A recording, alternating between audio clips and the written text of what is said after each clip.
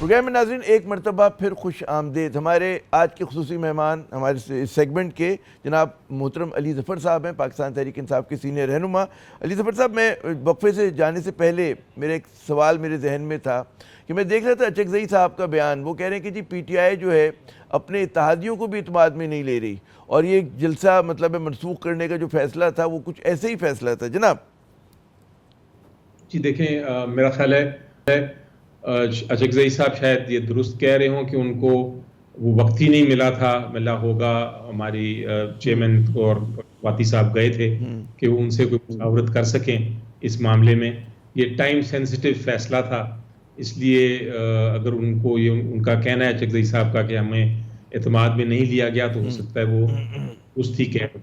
لیکن ایک چیز میں وضاحت کر دوں, میری جب ملاقات ہوئی تھی کل عمران خان صاحب سے, تو انہوں نے یہ کہا تھا کہ یہ جو مقصد ہے ہمارا اس جلسے کا, اور جو انہوں نے ڈکلیئر کرنا تھا کہ ہم نے ہر ہفتے ہر شہر پاکستان کے ہر شہر میں اس طرح کے جلسے کرنے, اس کا مقصد بڑا اہم ہے, اور مقصد ہے آئین کی بحالی اور آئین کی حفاظت. کیونکہ اس وقت ہمارے مطابق جو ہمیں ایکسپلین کرنا ہے پبلک کو, اور آپ کو تو پتہ ہی ہے, اس وقت ہمارے مطابق آئین جو ہے وہ اس کو ہر طریقے سے اس کو ایک طرح سے ایبروگیٹ کر دیا گیا ہے, سسپینڈ کر دیا گیا ہے.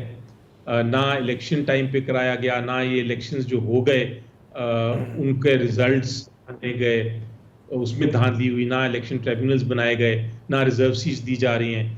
اس طرح کے بہت سارے جو الزامات ہیں وہ ہم نے قوم کو بیان کرنے ہیں, اور یہ ہم نے کوشش کرنی ہے کہ ان جلسوں کے ذریعے کمیونیکیٹ کر سکیں. اچھا علی ظفر صاحب, آپ کی متواتر ملاقات ہو رہی عمران خان صاحب سے, کیا تبدیلی دیکھ رہے ہیں آپ جیل سے باہر عمران خان میں, اور جیل کے اندر جو عمران خان ہے, اور اب ایک برس گزر چکا ہے, ایک برس سے زیادہ ہو گیا, تو کیا اسی طرح مطلب ہے تبدیلی آئی, میچورٹی آئی, دباؤ کا شکار ہو گئے, کیا لگ رہا ہے آپ کو؟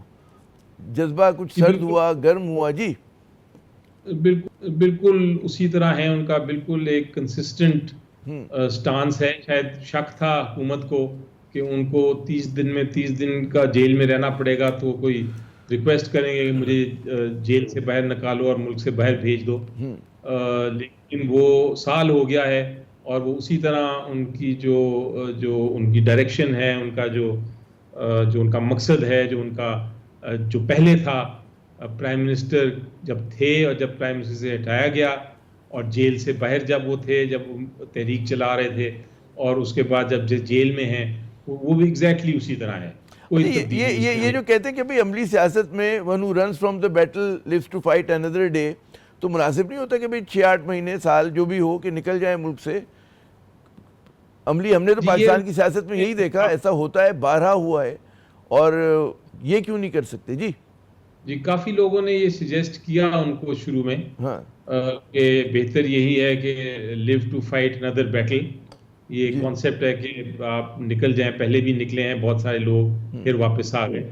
لیکن انہوں نے کہا میں اس سیاست میں یقین نہیں رکھتا, میں پرنسپل کی سیاست کرنا چاہتا ہوں, میں اصولوں کی سیاست کرنا چاہتا ہوں. میں کوئی باہر نہیں جاؤں گا, نہ میرا کوئی NOC لینے کا مقصد ہے.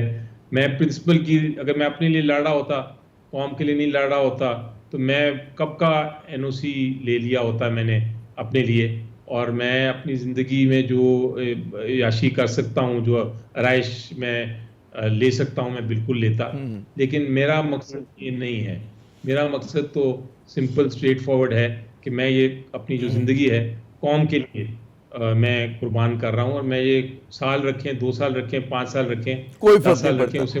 اچھا یہ بتائیے, دو, کیونکہ پروگرام کا وقت کم ہے ہمارے پاس اس سیگمنٹ کا, 2 بڑے اہم سوال ہیں. ایک تو کہ لگ یہ رہا ہے کہ پی ٹی آئی جو لیوریج نہیں کر پا رہی, جو ایک اتحاد کی بات ہوتی ہے کہ حزب اختلاف کی جماعتوں کا اتحاد, کہ جب بھی کوئی جماعت مشکل میں ہوتی تو ایک اتحاد بڑا بناتی, اس کو فعال کرتی ہے.